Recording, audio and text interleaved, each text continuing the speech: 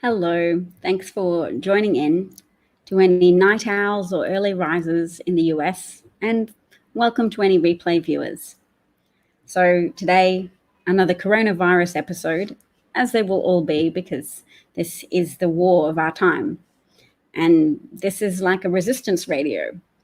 We're trying to work on our resistance to viruses, and we're trying to help organize public outrage in an efficient direction, because the president of the US is essentially not a president.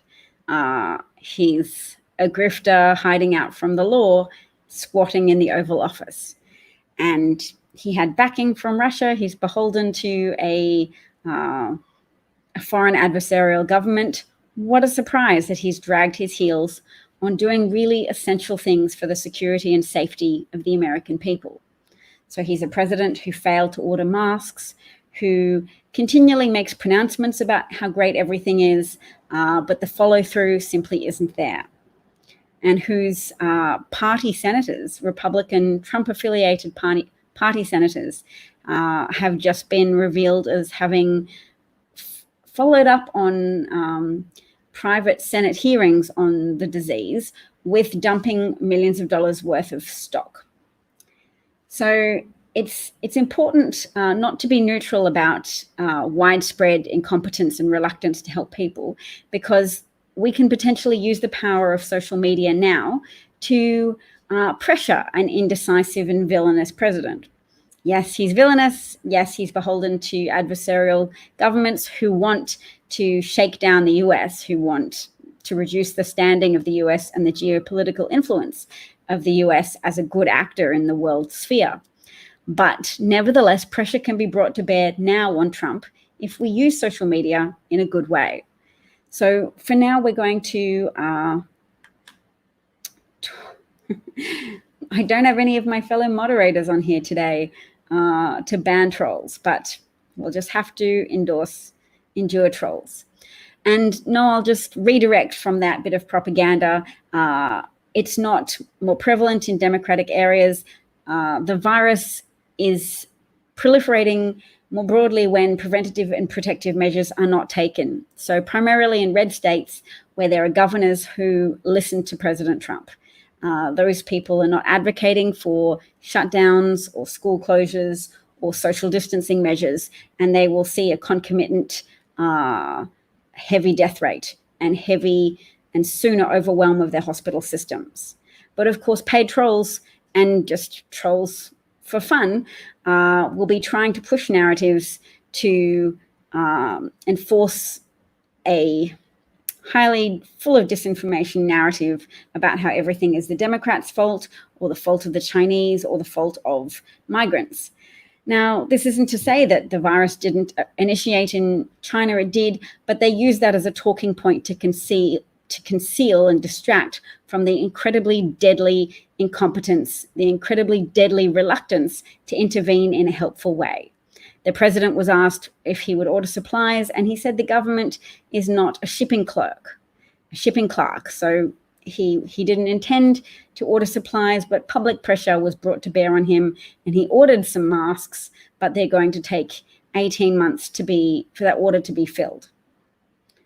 So yes, it's also quite likely that Trump tried to seed the virus in blue states by purposefully sending Department of Health and Human Services officials, because a whistleblower revealed that CDC officials were standing around in hazmat suits, but DHHS staff members were sent without proper training or protective gear to meet and greet the repatriated Americans who arrived from Wuhan, China, at Travis Air Base, and another bit which is in California, and somewhere else where I've forgotten, potentially in Texas. But in California, for those DHHS staff to be handing over keys and welcoming repatriated Americans without heavy hazmat suits and things meant they were exposed to the virus. And most people are carriers. Between 80 and 86% of people have only mild or symptomless iterations of the disease. So And that accounts for approximately 80% of transmission. So most transmission of the virus is from people walking around without even knowing they have it, having a mild sore throat, etc. So yes, what I'm going to do now is have a look at this very important article and urge everyone to read it. It's called Coronavirus, the Hammer and the Dance. I'm not going to read it all word for word. I'm going to discuss it, but it's critical and okay. Lordy.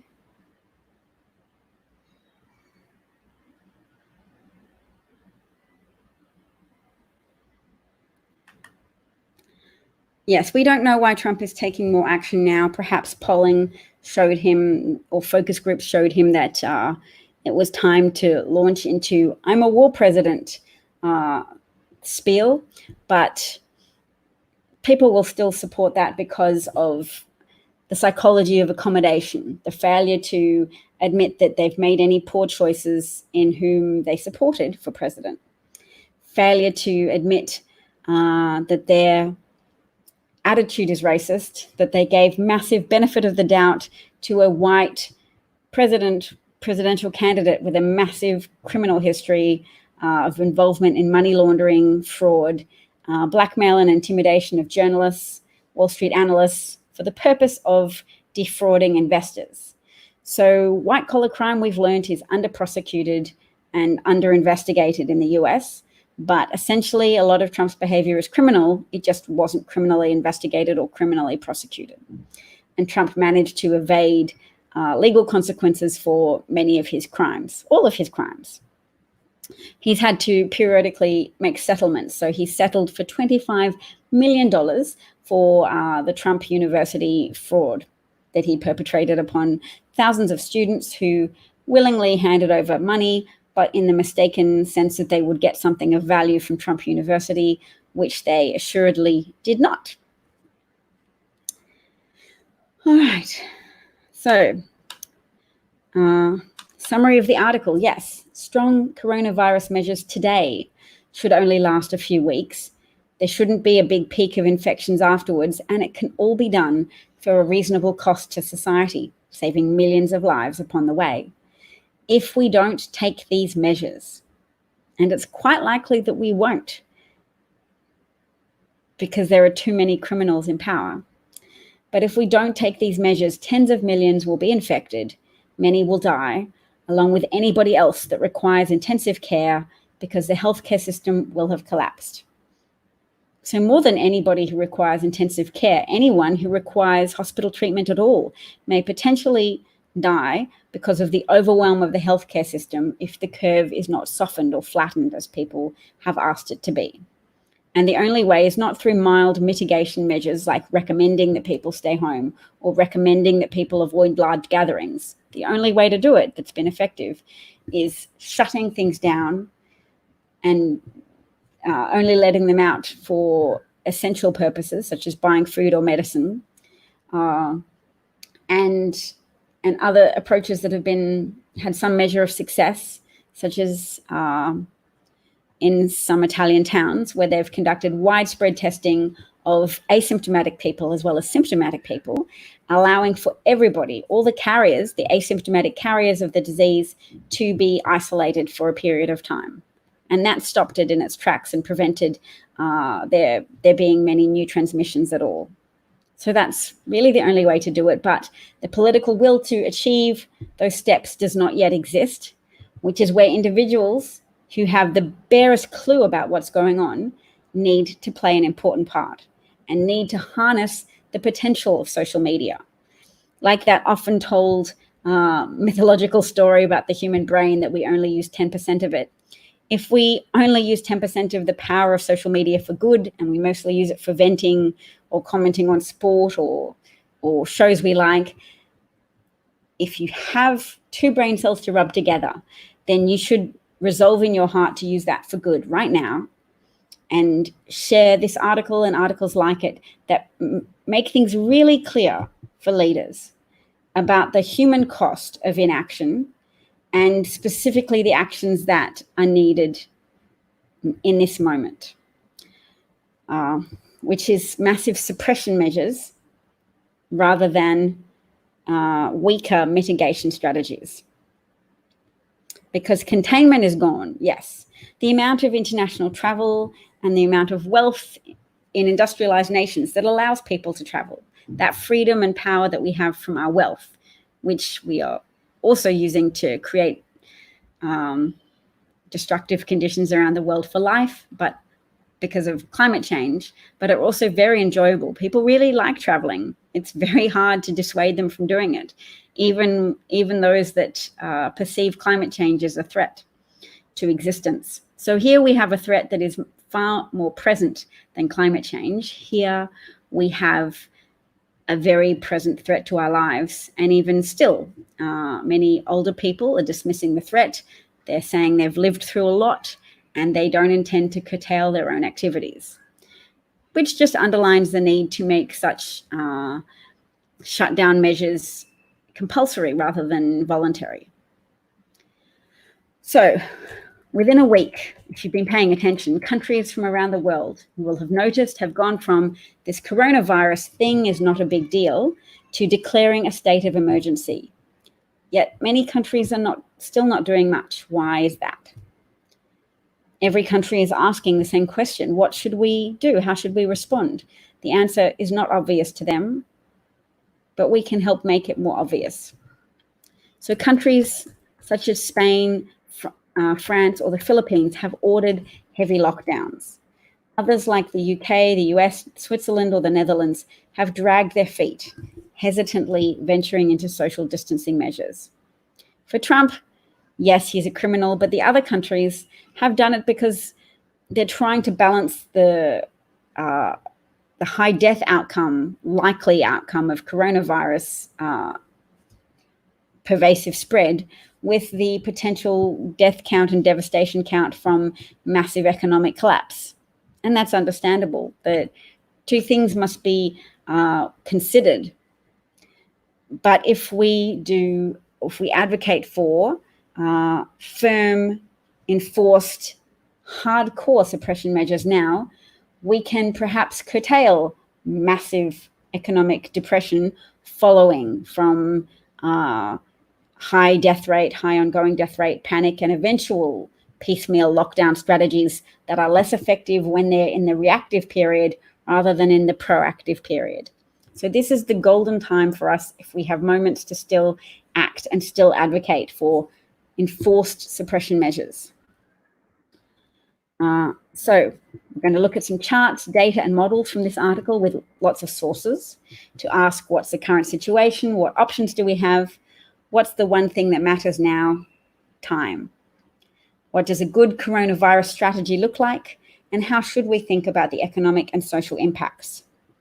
When you're done reading this article or listening to me read it to you, you should take away that the healthcare system is already collapsing, that countries have two options: either they fight it hard now or they will suffer a massive epidemic.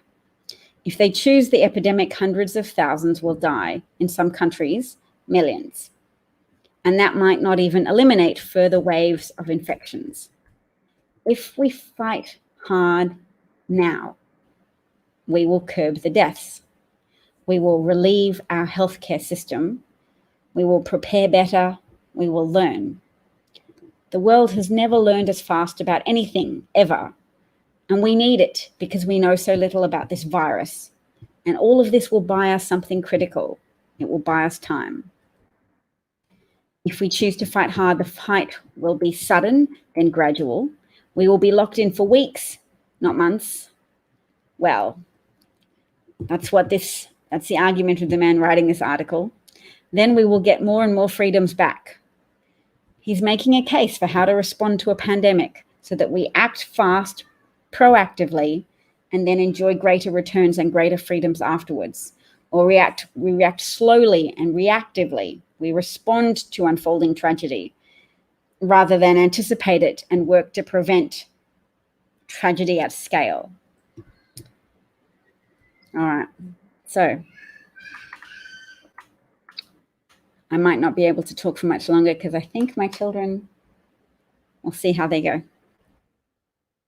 So this is the coronavirus, how it looked like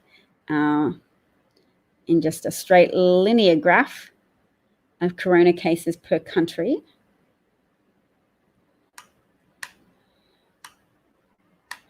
So this is still linear graph going up on the x-axis by 5,000. You can see South Korea starts to level off and Italy is exponentially going upwards. And here you have the USA starting to sharply go upwards as well as France, Spain, Germany, and certainly Iran. All right, but this is really key. Spain, Germany, France, and the US all have more cases than Italy when it ordered the lockdown. An additional 16 countries have more cases today than Hubei, the Hubei province in China, when it went under lockdown. Japan, Malaysia, Canada, Portugal, Australia, the Czech Republic, Brazil, and Qatar have more than Hubei, but below 1,000 cases. Lordy. So a lot of these countries are very wealthy. Is it because the virus targets rich countries? I would imagine it's because rich countries have more citizens that can afford international travel and do so frequently, and that the virus is passed by people traveling from country to country and then spread in the flying metal tubes that we know of as airplanes. But his interpretation is that either the coronavirus took longer to reach poorer countries because they're less connected, or it's already there, but the countries haven't been able to invest enough on testing to know. But in either case, it means that most countries won't escape the coronavirus. So, what measures can different countries take? On one extreme, we have France and Spain.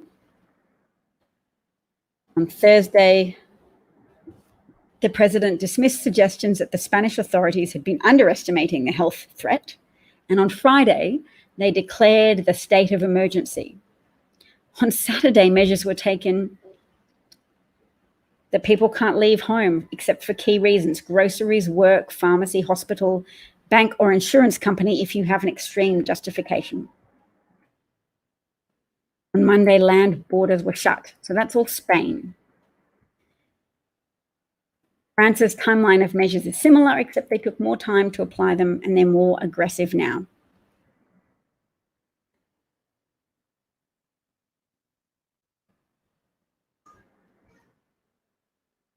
So doing nothing. If you do nothing in the US, this is a likely number of infected, up to 25 million, and total number of dead greater than 10 million, if nothing is done.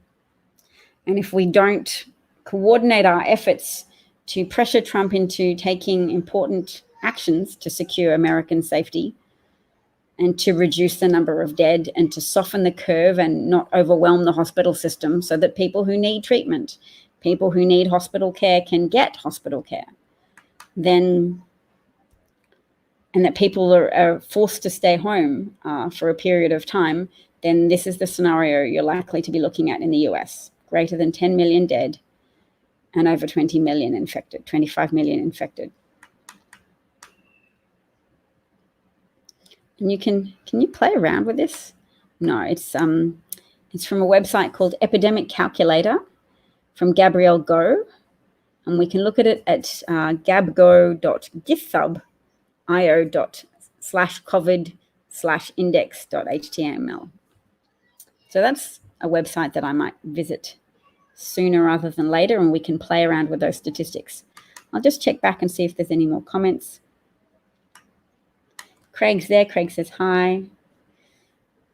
A resistor says Trump just cares about low numbers. Yes, but we're not going to limit ourselves to describing Trump anymore. What we're going to do is say what we need to do, what we need Trump to do, or he's being derelict in his duty to the American people.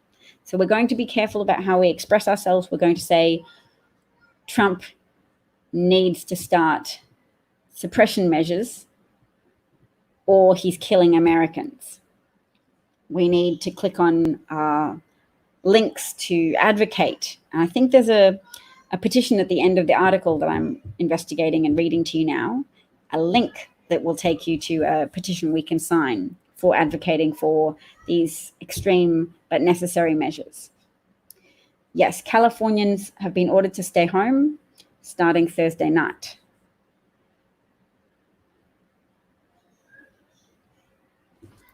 All right.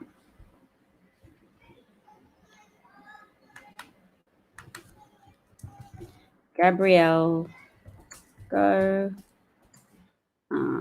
COVID epidemic calculator.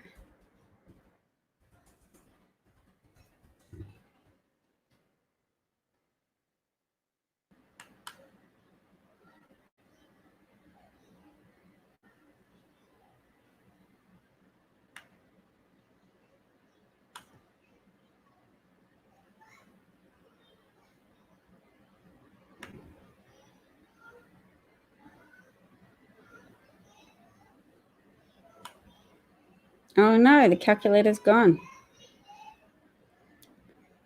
Show you what I'm looking at. I was trying to look at the website to show you where the calculator was. This is some coronavirus resources. And it says error next to the epidemic calculator based on the susceptible, exposed, infectious, and recovered model. What if I open the link?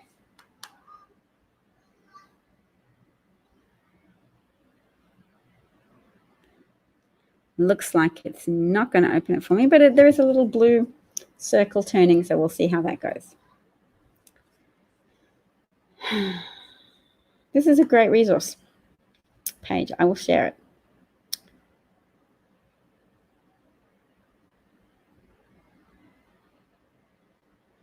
Joe Rogan has done an interview with an infectious disease expert. That's important. That might mean that Trump supporters and white men, working class and non-working class white men, actually get some information that they need about the seriousness of the coronavirus, because people who have listened to President Trump and associated Republican boosters of Trump will have imbibed the idea that the Trump is a version of the flu, no more serious than a cold, is worth following your individual inclinations about, and going outside and eating in restaurants and downplaying the incredible risk, not necessarily to individual Americans, but to American systems that are there to support you if you need hospital treatment, if your family members need hospital treatment, if your parent or grandparent is over 60 years old, or if any of your loved ones have underlying health conditions that might mean they are one of the 20% of infected people who have a serious version of the condition or a serious version of the disease and have trouble breathing and need hospitalization. So yes, the risk to the individual under 60 with no underlying conditions might be relatively rosy, but what's your chances if you want to live in a country that has working hospitals, if you want to live in a country where someone in your family who's pregnant can have their baby in a hospital? It is in everybody's interest not to have a collapsing hospital system and a consequent panic and a collapsing economy once people start to actively clamor, but too late, for the intensive suppression measures that we know need to be done ahead of the curve for maximum effectiveness. Hey, Brian, nice to see you.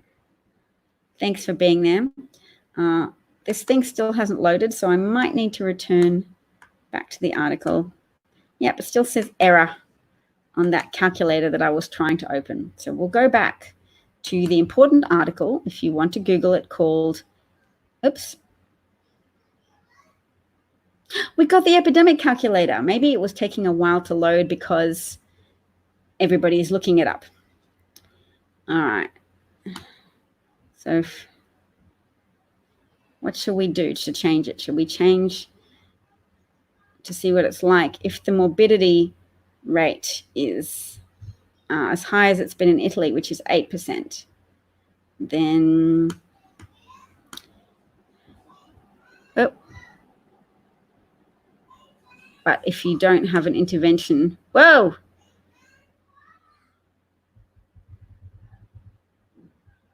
Okay, so when was the first death? Do you know that South Korea and the US had a first identified case on the same day? But South Korea has obviously done a lot to turn around the curve of the disease. All right. Oh, so this is a linear scale. What if we make it a logarithmic scale? Okay. What day are we on now since the first death in the US?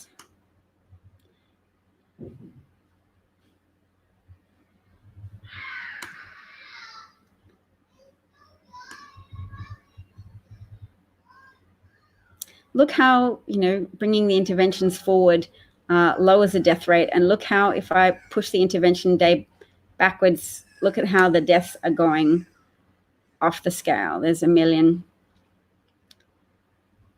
The peak would be 500,000 hospitalizations. Oh, it's all right. So this is something I'm going to put in the comment section so that other people can avail themselves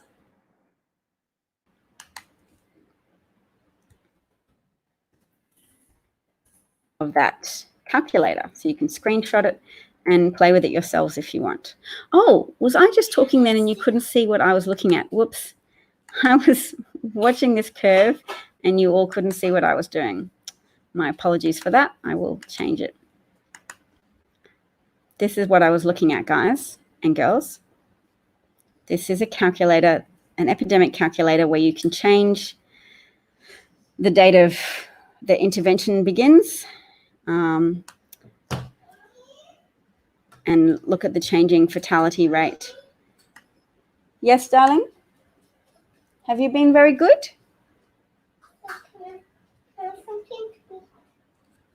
You can finish your muffin. Do you want some raspberries as well?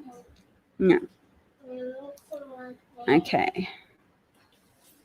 So these are smart people doing this, making this calculator. The fatalities are in that darker blue color and the hospitalized are in the lighter blue. Watch what happens when we push back the intervention date. So that's, I guess, the S-curve of an epidemic when you get to 1 million infections. Please, there's going to be more than 1 million infections. Yes, you can have some water, of course. Do you need help pouring it? Your brother can help you. Okay. So we'll take that away and we will. So have you been testing people, Brian? Is that what you're letting us know?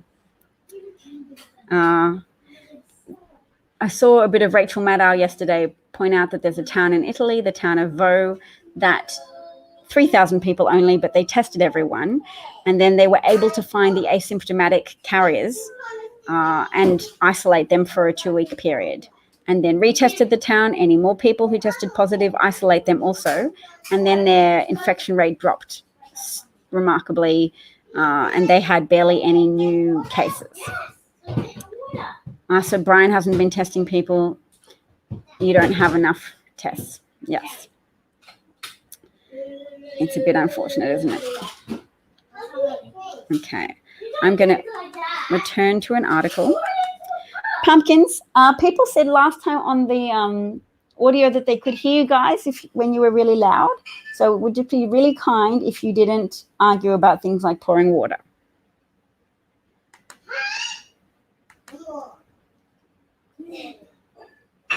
All right. We're returning to this important article that I'm recommending people share. Oops.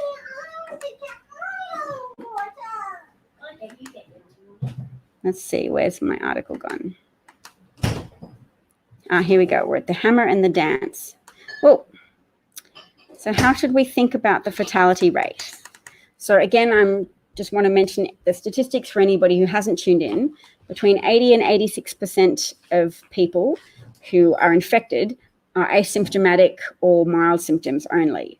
And those asymptomatic or mild people, mild cases, are circulating in communities around the world, and that accounts for approximately 80% of transmissions of the disease from person to person. So we either have no pumpkins. No. But thank you for writing it down. That was a very nice, quiet way to ask it. Okay, 1, and you have to be super nice. Your absolute best, most cooperative selves. My children are asking if they can have a small treat. But we already baked muffins, and we looked up the science of carbon dioxide gas. Do you remember anything about how that forms now? We saw a model where there's, in the baking soda, you have hydrogen and oxygen, and a bond is broken, the sodium drops away, and the little active hydrogen ions in the acid come and break those things up so that water's formed, and then carbon dioxide gas is also formed, CO2. Water and carbon dioxide gas, and the water presumably evaporates off in the oven, and the gas expands when heated, forming bubbles that make your muffins fluffy. So that's what we've done. My kids are quite little, and a lot of that would be whoosh, but science lessons for homeschooling. You do what you can, and they were really keen to make muffins. Back to coronavirus, sorry. Hospitalized coronavirus patients versus system capacity. So look at this red line here, because that's a constant. That's just the number of ICU beds you have in a hospital. And then you have ICU patients and hospitalized patients generally. And if you use an epidemic calculator, you can go, those patients will exceed hospital capacity by a significant amount, leading to masses of early deaths, avoidable deaths. It's important that we use language to emphasize how these are unnecessary deaths. These are deaths we can take action to avoid. We can take action by harnessing social media to use our voices, not in a disparate way to be negative about the president, but to be concerted in our demands from the president. Because when we put pressure on him, he sometimes does things. And that's a gamble we have to take now, because there isn't someone in charge of the United States who is responsible, or who has a plan, or who even has a commitment to the well-being of the American people. So you have none of those things in your corner, but what you do have is social media to try to galvanize public opinion around the need of taking certain steps. So the more people can gang up, by bringing on board independents and Republican governors and Republican public figures and Republican voters to make an undeniable force for good and force for advocacy, to say we need to save the hospital systems. Because if you know anybody who's pregnant, or who's immunocompromised, or someone who you love who's over the age of 60, you need the government to start taking greater steps to harness the power of the federal government to command manufacturing companies to start making masks. I read today about a chief medical officer in a hospital wearing a bunny gown, a bunny costume, and a bandana to work for a mask and a gown in place of equipment, because they have run out. The American hospital system in many places is already now at capacity, has already at perilously low levels of protective stock, such as masks and plastic face shields, etc. The CDC is putting out recommendations to fashion your own from scarves. Nurses are making them from stationary supplies. They need properly designed, effective masks. What did you say? I don't know. So my son's very quietly asking me if I know where the iPad is, which is very good manners. I applaud him.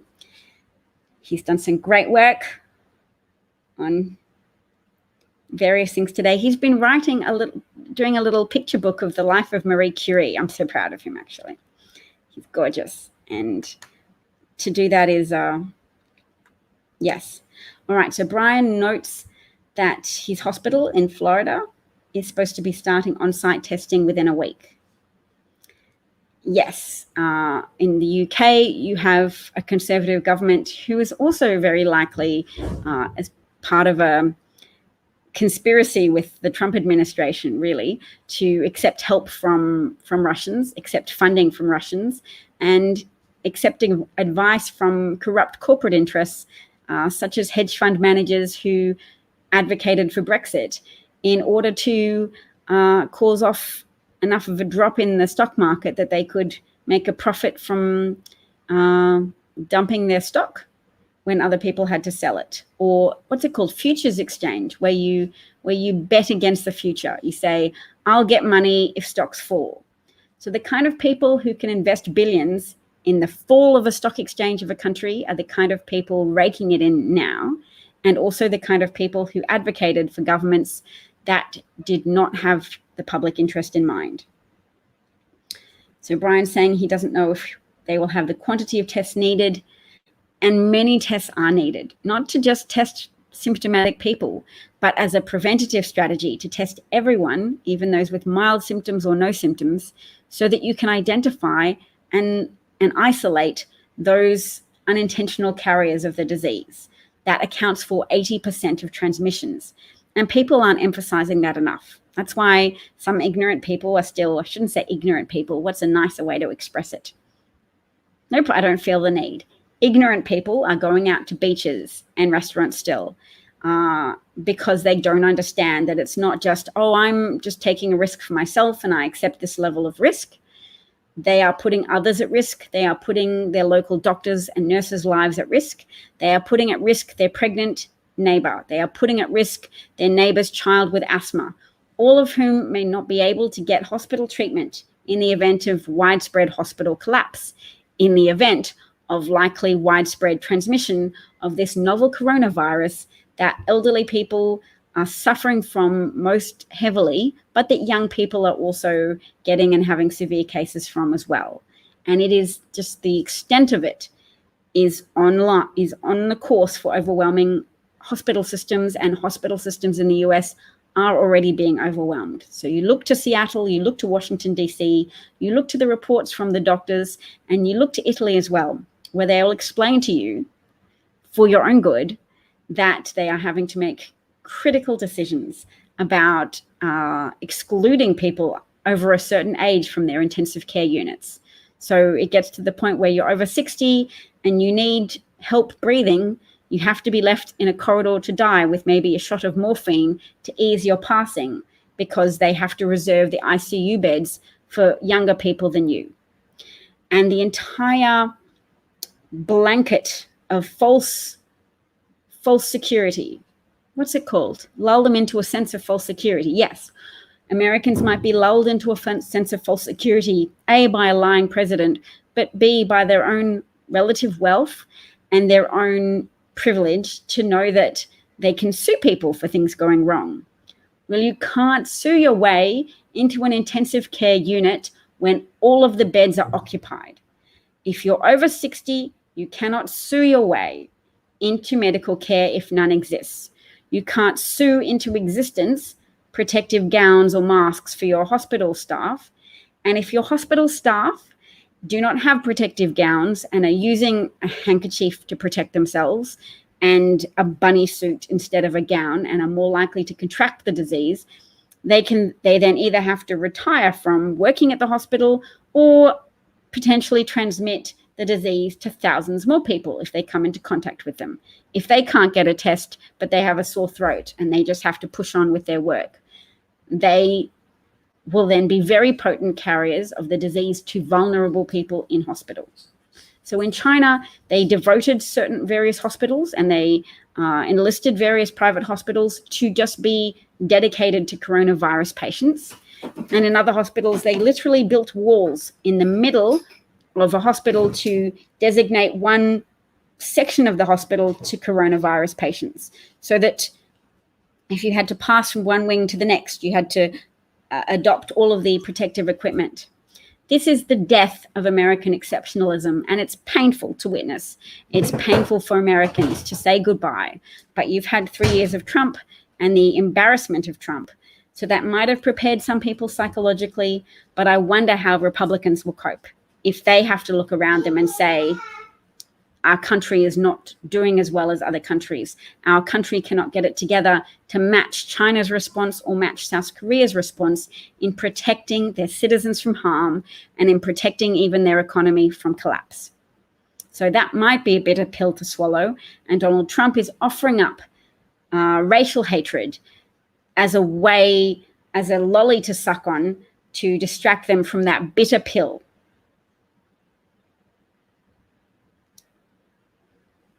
Somebody said hello to Gin Tonics. Is Gin Tonics here as well? I guess I don't get the messages when people join. American superiority and egocentrism plays a huge role in people's willful ignorance, says Brian, and I would agree with you. But it's also just a function in a way of America's success, that America is very prosperous. You've had welcoming policies for migrants, and that's contributed to innovation, entrepreneurship, and a flourishing of your economy on the back of a legal system that offered protections to migrants, that offered a culture of welcoming migrants. That is a significant part of American prosperity. That prosperity has led to comfort and complacency. And the people who have ridden that complacency very hard are Republicans, who have said more of this, more prosperity for the wealthy. And the people who have tried to protect those left behind from the prosperity gallop have been Democrats, but at the same time, people who are relatively less wealthy have still, but if they're white and have been exposed to spiteful philosophies, spiteful eugenics philosophies that say there's an underclass of people you should just despise. To say if Black people are overrepresented in impoverished statistics or statistics of impoverished people, that it's worth just wishing harm to that demographic, collectively speaking. For all of those people out there saying, Republican supporters who have said, yes, migrants are bad, they deserve everything that comes to them. For those people, they should know that in the camps, as migrant children and migrant adults suffer and die from medical neglect because they too are infected with the coronavirus, and Trump will not be getting them respirators. Trump will not be organizing appropriate medical care for people crammed into unhygienic disease factories, that is detention centers. Trump will not be helping them. Trump will be digging mass graves for those women, men, and children. For all of the people saying, well, they deserved it, they shouldn't have come here, America owes its prosperity to its to the cascading fact of its prosperity in the first place. It was prosperous. It attracted refugees and asylum seekers. That's just a function of being a model of success. But they didn't understand that there was an underside to that model of success, and those promised legal supports for asylum seekers with genuine claims. They didn't understand that there were enough spiteful white people in the United States to vote for someone who made the implicit promise to hurt migrants, to deport them and to imprison them and to expose them to danger and death. They didn't understand that there've still been people coming, and those people are likely to have a very high mortality rate.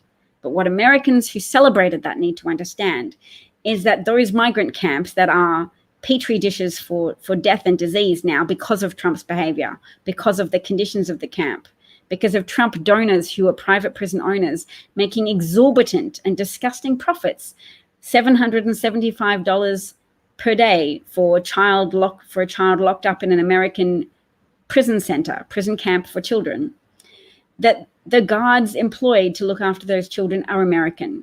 And if you cultivate an epidemic spread in those camps, you are giving that spread, you are passing on that spread to American workers who have families and communities, and that the disease will be passed on. So Trump knows that. He welcomes it. He welcomes American society descending into chaos and blaming those migrants.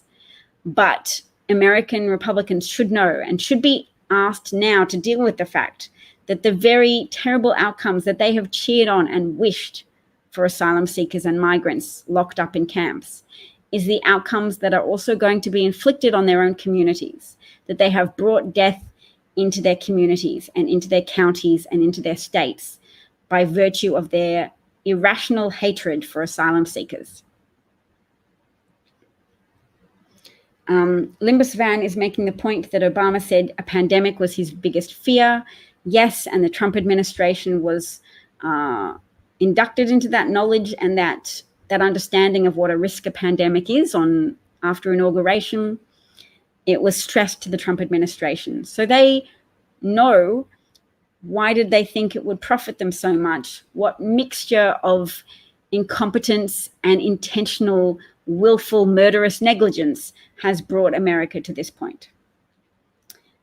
So let's go back and look at that article a tiny bit more before I leave. This is still something called Coronavirus, the Hammer and the Dance by Thomas Pueo. America has flourished because of meritocracy, allowing people to thrive regardless of what country of origin or what ethnic background. That was a condition that allowed meritocracy to flourish. And now Trump and the Republican Party have done so much to try to sabotage that strength.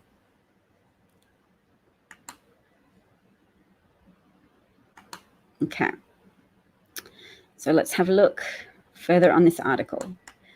So if there is 50,000 beds today in the in the US of ICU intensive care unit beds, that could potentially be doubled to 100,000 if other space was repurposed. But that's the red dotted line. And everyone above that line would be in critical condition, but wouldn't be able to access the care they need and would likely die. So this is where we're looking at deaths, because the red dotted line is the ICU bed capacity. Even if it doubles, you still have substantial amounts of hospitalized patients and ICU patients who will be outside of that line, who will be unable to access beds. That is going towards an estimate of 12 million projected deaths.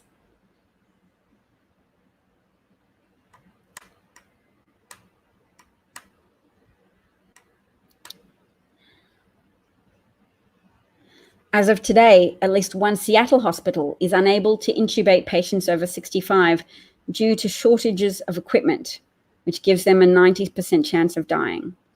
Because 10% chance you can be left in the corridor and recover with some morphine and some periodic nursing attention, but you can't get intubated to get respiratory support in the way that you need if you're having severe respiratory failure. So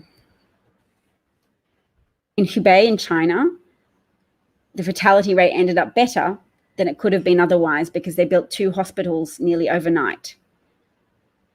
Italy and Iran can't do the same. Few, if any, other countries can. We'll see what ends up happening there.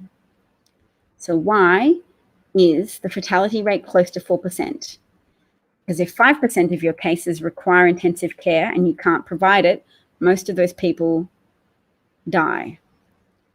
Additionally, recent data suggests that US cases are more severe than in China. But those numbers only show people dying from coronavirus. What happens if all your healthcare system is collapsed by coronavirus patients? What happens if you have a heart attack, but the ambulance takes 50 minutes to come instead of 8 because they're picking up so many coronavirus cases and it takes a while to disinfect the ambulance? And once you arrive, there's no ICU and no doctor available, you die. So it's something you could have survived previously, but in a pandemic where the government hasn't taken adequate suppressive measures, you die. You're 50, you die. You're 40, you have an anaphylactic reaction to something. There's no ICU bed available, you die. Your child with a peanut allergy accidentally encounters peanuts in an unexpected biscuit that somebody shares with them when you weren't paying attention. They need hospital care. They need to go to the ICU. The EpiPen mitigates it a bit, but they need hospital care. There are no beds available.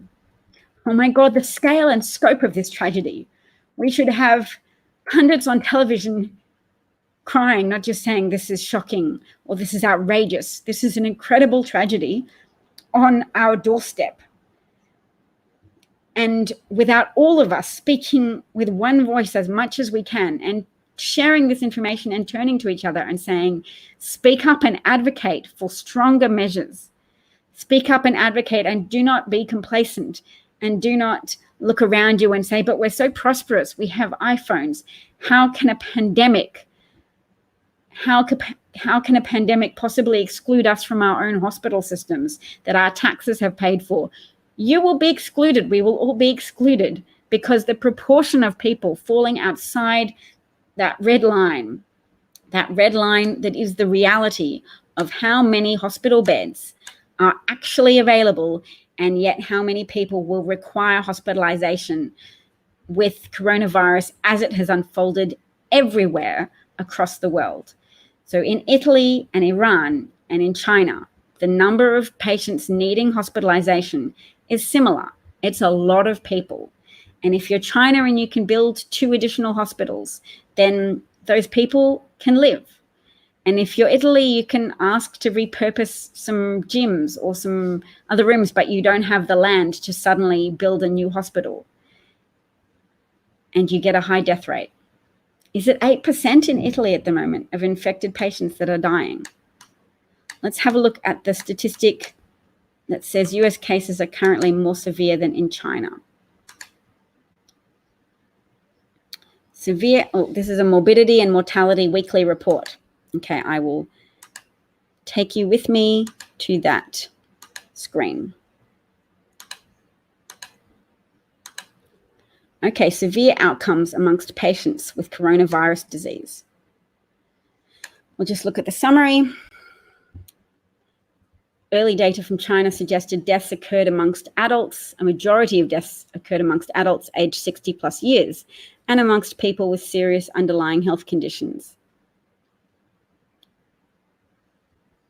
They had a 3 in China. The fatality rate was highest in persons aged 85 plus, ranging from 10% to 27%, followed by 3% to 11% amongst persons aged 65 to 84 years, 1 to 3% amongst persons aged 55 to 64 years, less than 1% amongst persons aged 20 to 54 years, and no fatalities among persons aged less than 19 years. All right, so far we haven't got to the data that said, why is it that our cases in the United States appearing to be more severe than they are in China?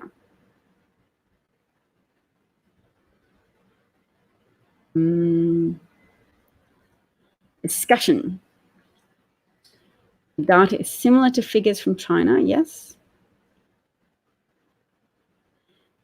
Preliminary data also demonstrate that severe illness leading to hospitalization, including ICU admission and death, can occur in adults of any age.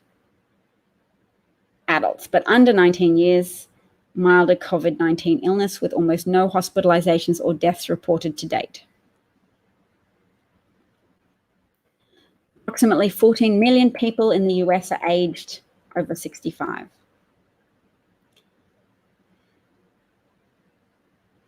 To prepare for potential COVID illness amongst persons at high risk, family members should know what medications they're taking and ensure that food and required medical supplies are available. Yes.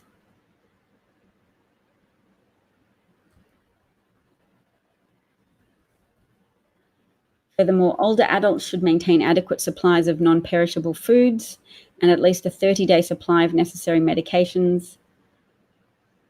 Persons of all ages and communities can take action to help slow the spread of COVID-19 and protect older adults. All right. So I haven't read this through closely at all, but I haven't seen anything that suggests the rate is different. But at the same time, this is an academic article, so it's not spelling anything out for me incredibly easily. So 34% death rate of adults above 85 years. Is that higher than the China death rate? Perhaps that's right. And 46% deaths amongst cases with known outcome of adults aged 65 to 84 years. 46% death rate is higher than China, isn't it? Hola. Okay. Oh, there's 3 comments that I need to keep up with.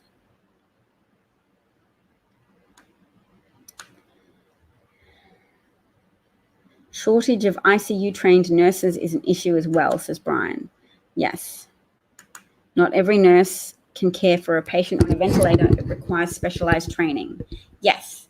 And the US should be running with options now to try to promote online training for ventilator use. Hopefully there are resources like that up and running soon. Perhaps there's variations in different models of ventilator that need to be catered to. I don't know. But I do know that the deluge of cases is already in some American cities. My little tripod microphone has one unstable leg that keeps sliding, which is not useful to me right now. If I block it with a drink coaster, maybe it'll behave. So that's all from me for today on your regular COVID resistance broadcast.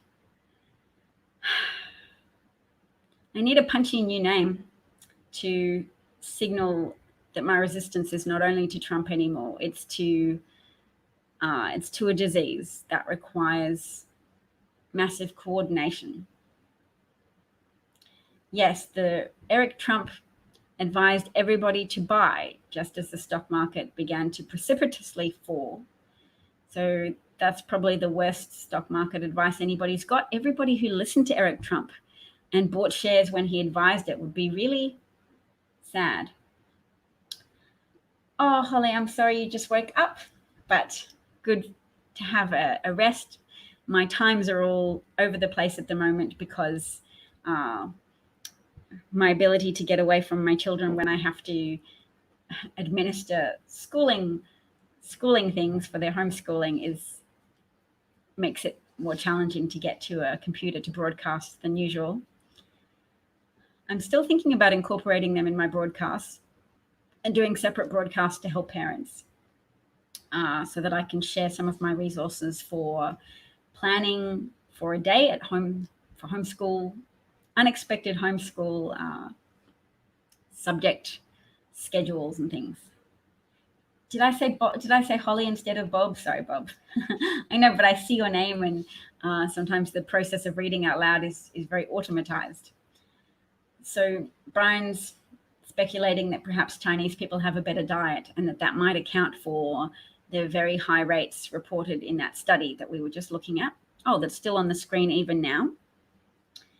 I'll take your comment off, Brian. You don't have to always look at your own words up on screen, but maybe let's see if I can highlight that passage that I wanted to talk about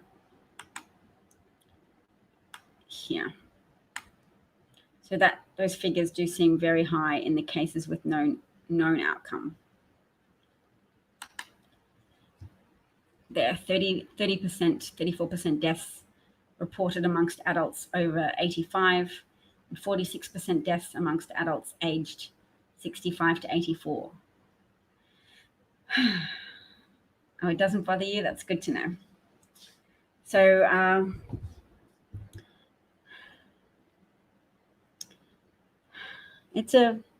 I tried to help a virologist today, an Australian virologist who wants to work out how to broadcast, and he wanted to only broadcast audio. So if he does manage to get together a broadcast, I'll share it with you guys, because it's great to listen directly to virologists and not just ones invited on talk shows, but to listen to undiluted public health care messaging from someone who specializes in disease transmission and in infectious diseases.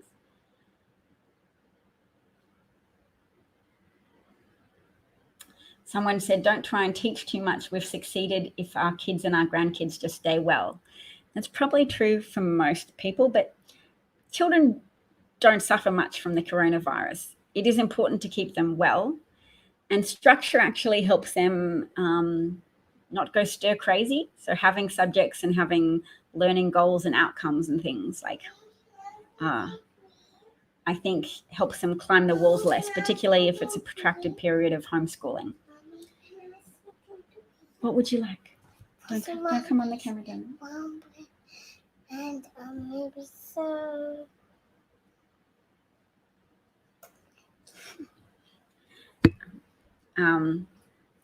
So Brian would listen. That's awesome to know. Listen to the virologist. Yes, I'll let you know. I will share his broadcast in a link on my next broadcast. Oh, your grandchildren are homeschooled anyway. Oh, well, if you have any resources to share, then I welcome that. Monkey. All right, well. Don't go yet? I can stay on for a little bit. Oh, because you're going to try and get on that way. No, I'm not. Well, you should go brush your hair if you're going to do that, because you've got crazy play hair. She pretended to get married today, and she had the first husband die in a war. What happened to your first husband? Oh, no, you weren't married yet. The person you were going to marry got killed in a war, and then you married another person called Rocky. No, not Rocky. It was Rocky. The first one was called Michael, and the second one was called Rocky. Wait, the first one was X. And then they had a child together, and then he lost his job. And then he got a new job as a babysitter, but he kept getting accused of terrible crimes. And she would come in and defend him and say, that couldn't have been my husband. He's a good person. And I've got a camera ring, and I can see everything that happens. And he didn't do anything. It was someone else who dressed up as him and got a haircut like him. And it was pretty funny. Very, very happy, imaginative play today, wasn't it? Daddy and Mummy were laughing for a long time. Are you mocking me for talking? Or are you just having fun? All right, well, your township is said to have, you've got to be careful with that. Our township is said to have had one of the top 10 school systems in the country, but it isn't. Oh. And my husband's got a start date for moving to the US, but he only agreed to it on the condition that everything's okay in the US, which is a big condition, so it may not be possible. We'll still be fine. He'll still have a job where we are now, but I would only like to move to the US after November if the election actually happened and I knew for sure that there was no longer a fascist who doesn't care about people in power, who has complete disregard for human life, holding the reins of government, of the federal government, because that is quite terrifying. Hello.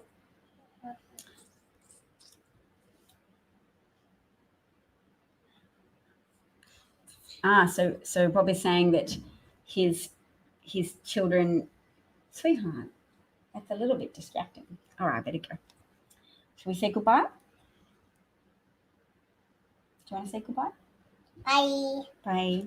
Oh, and you don't have a...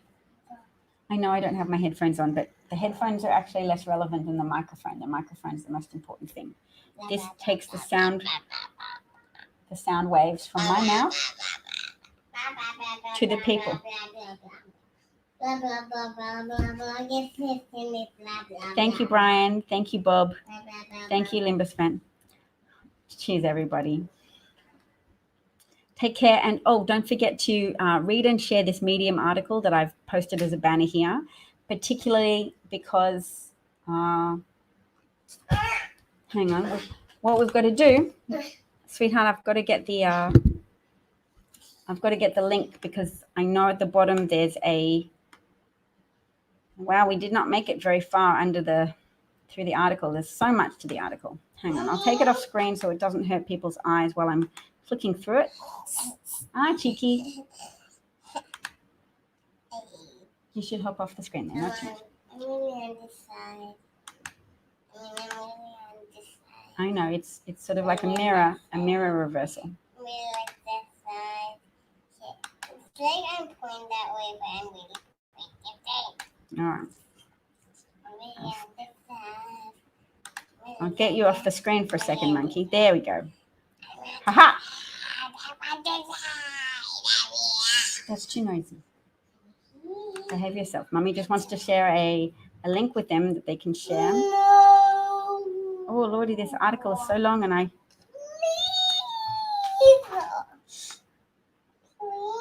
Mummy said I just want to share one last thing with them, which is a petition.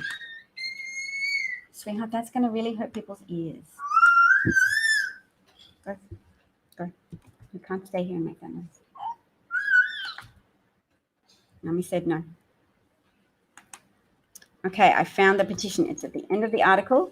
So now you can screenshot that and we'll put it in a banner as well.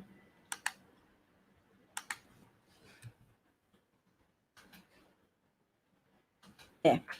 That's a very important White House petition to buy us time, fight coronavirus, and save millions of lives. Really, this is the best thing that I can share with you guys today.